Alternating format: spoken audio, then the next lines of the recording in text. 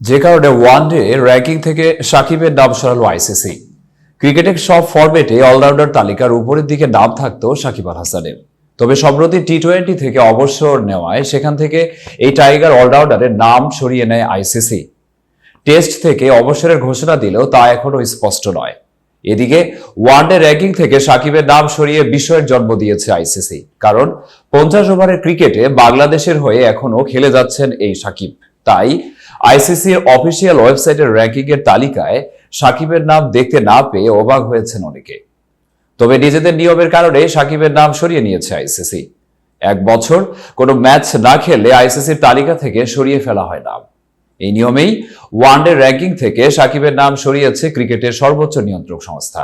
2023 সালের 6 নভেম্বরের পর দেশের জার্সিতে একদিনের ক্রিকেট আর খেলেননি সাকিব। বিশ্বকাপে বহুল আলোচিত শ্রীলঙ্কার বিপক্ষের ম্যাচটাই ছিল দেশের জার্সিতে সাকিবের খেলা শেষ ওয়ানডে।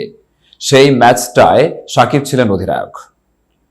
টাইমড আউটের আলোড়ন তোলার ঘটনাও হয়েছিল সেদিন। আবার সাকিব ছিলেন ম্যান অব দ্য ম্যাচ।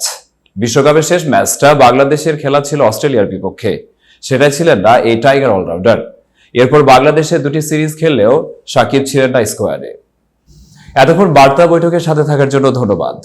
নতুন নতুন তথ্য ও সংবাদ পেতে বার্তা বৈঠকের ইউটিউব চ্যানেল ও ফেসবুক পেজের সাথেই থাকুন।